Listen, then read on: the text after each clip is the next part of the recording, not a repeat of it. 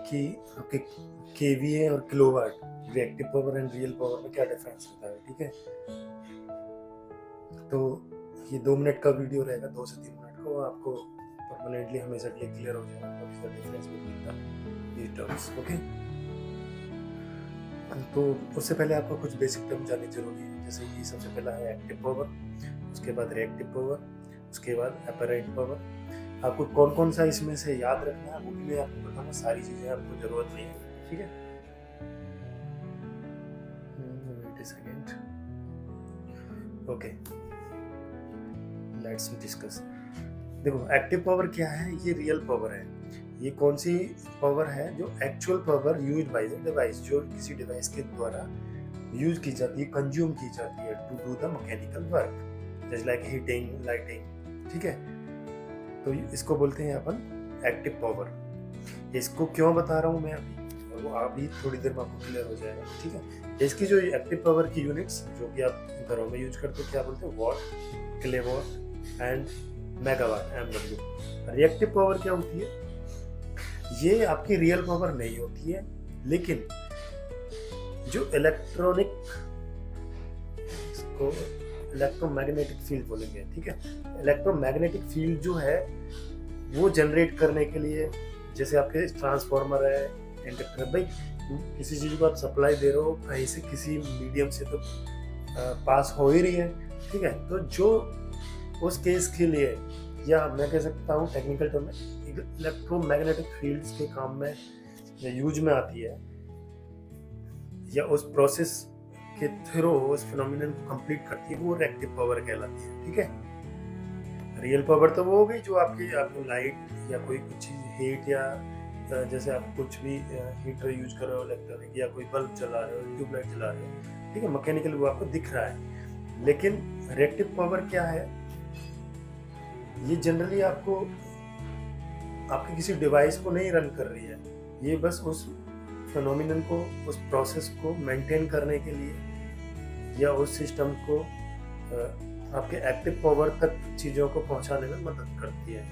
ठीक है, वो पार्ट हमारा इलेक्ट्रोनिक मैग्नेटिक फील्ड का पार्ट माना जाता है, जिसे such as motors, transformers and inductors.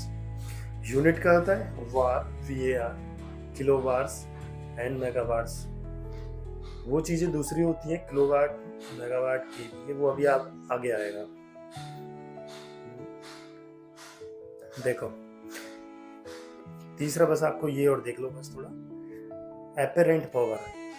Apparent power वो है sum of the real power plus reactive power. जो आपने अभी सीरियल नंबर 1 और 2 का सम होता है आपका अपरेंट पावर।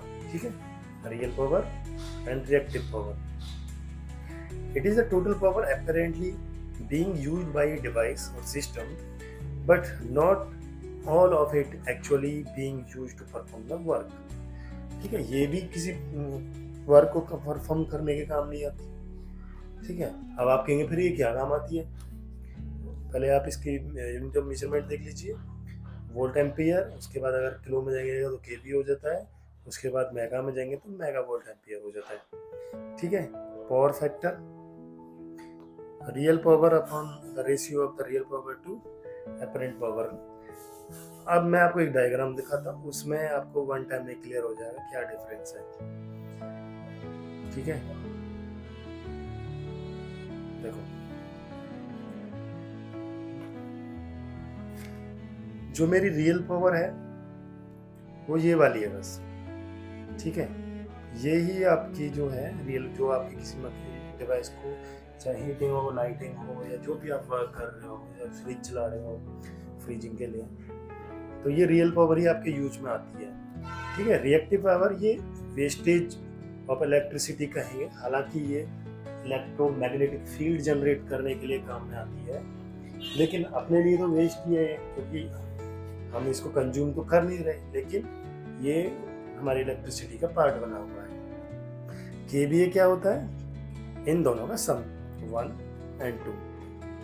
ठीक है, तो जब भी कोई आपसे बोले कि केवीए क्या है, तो केवीए कुछ नहीं है, आपके जो आपका रियल पावर है प्लस रिएक्टिव पावर का उसका सम होता है, किलोवाट प्लस KVAR का। ठीक है, तो आई होप आपको समझ में आ गया होगा। ये मेरी यूजेबल इलेक्ट्रिसिटी है, ये डायग्राम में माइंड में रखना हमेशा। तो जो भी इलेक्ट्रिकल से जो टीम है या जो भी स्टूडेंट है उसके लिए हेल्पफुल रहेगा। Thank you for